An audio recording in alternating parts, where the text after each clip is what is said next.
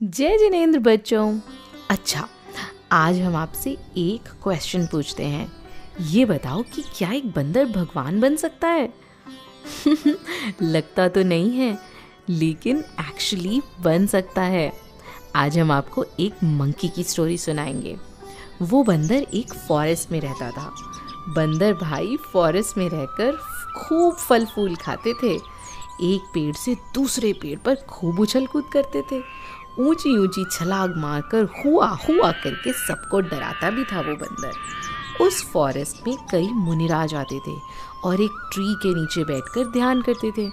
तो ध्यान में बैठे हुए मुनिराज को देखकर बंदर बहुत खुश होता था, लेकिन वहाँ पर कभी ऊधम, वहाँ पर कभी शरारत नहीं करता था। एक बार उस फॉरेस्ट में एक राजा वज्रजंग और रानी श्रीमती आए।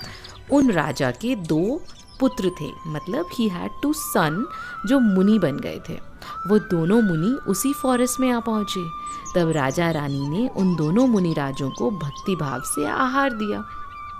बंदर पेड़ के ऊपर बैठा बैठा सब देख रहा था कि ये राजा रानी कितने अच्छे भावों से मुनि महाराज को आहार दे रहे हैं। ये सब देखकर उसके मन में आया कि यदि मैं मनुष्य होता तो मैं भी इन राजा की तरह मुनियों की सेवा करता। लेकिन देखो, मैं तो एनिमल हूँ, मैं तो पशु हूँ। मेरा ऐसा फॉर्चून कहाँ कि मैं मुनिराज को आहार दे सकूँ। आहार दान के बाद वे मुनिराज उपदेश देने लगे। राजा रानी उनका उपदेश सुन रहे थे और बंदर भी दोनों हाथ जोड़कर मुनिराजों की वंदना कर रहा था और वहाँ बैठा बैठा उपदेश सुन रहा था।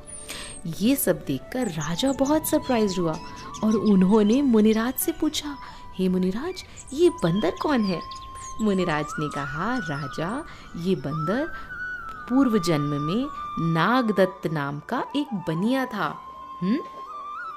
उस समय उसने बहुत कपट भाव, बहुत ही गंदे चीटिंग वाले भाव किए थे। मायाचारी करने के कारण ये नेक्स्ट जन्म में बंदर बना। आपको पता है, जो व्यक्ति कपट करता है, मायाचारी चीटिंग करता है, उसको तिर्यंच गति मिलती है।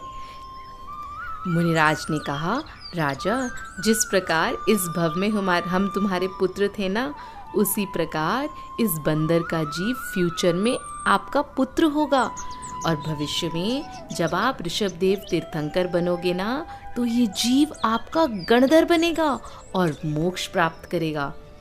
मुनिराज के मुंह से ये सुनकर बंदर तो बहुत खुश हुआ और खुश होकर मुनिराज के चरणों की वंदना करके आनंद से नाचने लगा।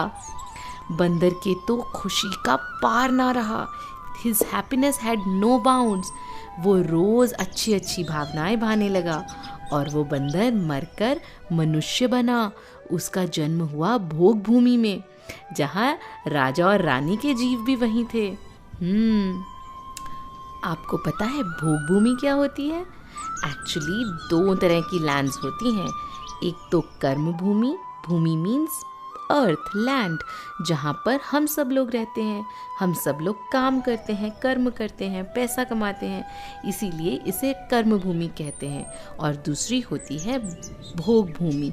ये एक स्पेशल जगह होती है जहाँ पर किसी को अर्न नहीं करना पड़ता। वहाँ ऐसे स्पेशल ट्रीज होते हैं जिन्हें कल्प वृक्ष कहते हैं।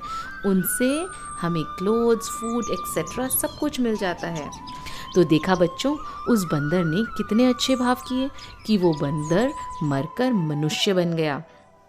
एक बार वो सब बैठकर धर्म चर्चा कर रहे थे, तभी आकाश से 2 मुनिराज वहाँ उतरे और उन्होंने अनेक प्रकार से धर्म का उपदेश दिया। मुनिराज के उपदेश को सुनकर उन सब जीवों ने सम्यक दर्शन प्राप्त किया। फिर वो सभी जीव वहाँ से अपनी आयु पूरी करके अपनी एज कंप्लीट होने पर स्वर्ग चले गए और उसके 4 भव के बाद राजा जो थे ना, राजा का जीव बना ऋषभदेव तीर्थंकर और जो बंदर का जीव था वो बना उनका पुत्र, हिज सन, और उसका नाम था गुणसेन। वो इस संसार से वैराग्य को प्राप्त करके भगवान से दीक्षित हो गया और वो बन गए ऋषभदेव भगवान के गणधर। आपको पता है गणधर कौन होते हैं? गणधर स्पेशल मुनि महाराज होते हैं। उन्हें 63 रिद्धीज होती हैं, स्पेशल पावर्स। वो कभी आहार नहीं करते। भगवान का उपदेश सुनकर उससे वो द्वादशांग वाणी में कंपाइल करते हैं। They make 12 parts of the Jinvani, और उसी बर्थ से मोक्ष भी प्राप्त करते हैं। तो गुणसेन ने भी तपस्या करके केवल ज्ञान प्रकट किया और फिर मोक्ष प्राप्त किया। देखा बच्चों, जब ये बंदर मनुष्य था तब इसने कितना छल कपट किया, चीटिंग करी, जिसके कारण उसे नेक्स्ट बर्थ मिला बंदर का। लेकिन बंदर बनने के बाद मुनिराज की वंदना और धर्म का उपदेश सुनने से उसकी अच्छी भावनाएं हो गई और वो फिर से ह्यूमन बना, फिर से स्वर्ग गया और उसके बाद तीर्थंकर का बेटा बना और साधना करके मोक्ष चला गया। आप सभी भी प्रॉमिस करो कि आप कभी भी चीटिंग नहीं करोगे, हमेशा अच्छी अच्छी भावनाएं ही भाओगे और धीरे धीरे मोक्ष प्राप्त करेंगे ना। जय जिनेंद्र।